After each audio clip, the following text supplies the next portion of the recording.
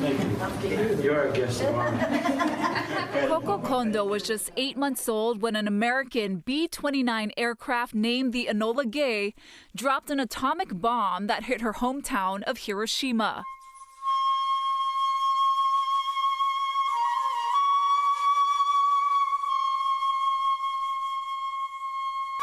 At 8:15 a.m. on August 6, 1945, she was at home with her mother while her father, who was a minister, was out for the day. The bomb exploded in the air about half a mile away from their house. The entire structure collapsed from the blast, knocking her mother unconscious. Her consciousness came back, and she didn't know what to do. So she was a minister's wife. So of course she asked the God, I don't care about my life, but please help my daughter. It's dark, but she tried to make some hole. She put me out, she got out. Koko-san says it's a miracle she and her parents survived and were reunited. While she was too young to remember the events of that tragic day, she says growing up in the aftermath made her vengeful. So many children came to the church,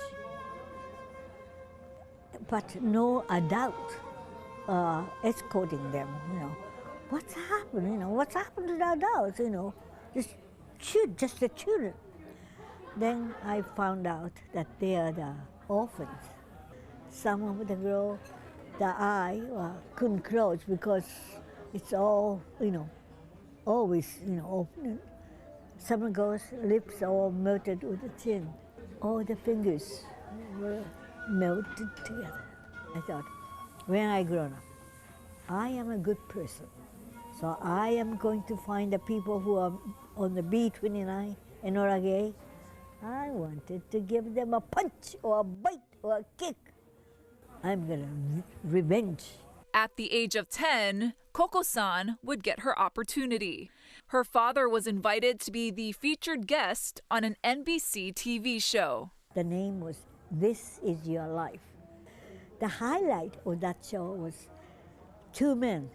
My father was on the ground of the Hiroshima, August 6, 1945. Other person, his name is Captain Robert Luce. He was on the sky. He said, on his log, he said, "My God, what have we done?" I was staring at his eye.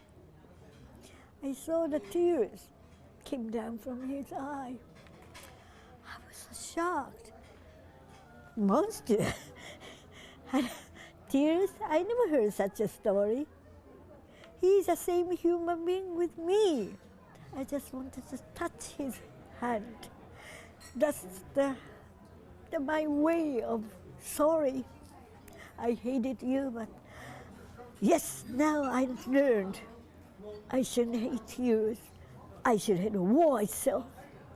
Then Captain Luce felt little Coco's hands touched his hand. He held my hand very tightly. That's the day I changed my whole view to the captain. From that moment, Koko-san dedicated her life to activism, to sharing the stories of Hiroshima so that history never repeats itself. This world is so beautiful, and we are same human beings. Why do we have to, fight? About a half-mile from the explosion's hypocenter, students at Hiroshima Jogakuin High School, a private Christian school for girls, are sitting down with students from Hawaii who are visiting as part of an exchange program. They know many Japanese culture and can speak Japanese too. It's very amazing experience for me. Then they're very friendly. At Jogakuin, English is taught not just as a subject to all of its students, but as a useful tool as they become world citizens. As the survivors of the atomic bombing grow older, the younger generation understands they must take the torch. Atomic bomb is 80 years old and all the hibakusha is passing away. So we are the only one who can telling about story about atomic bombing. Peace and human rights education are also an important part of the school's curriculum, with the hope of creating compassionate adults. Peace studying and Jogakuin, I've learned the perspectives in Hawaii and people who experience Pearl Harbor, and I was surprised to learn in those perspectives.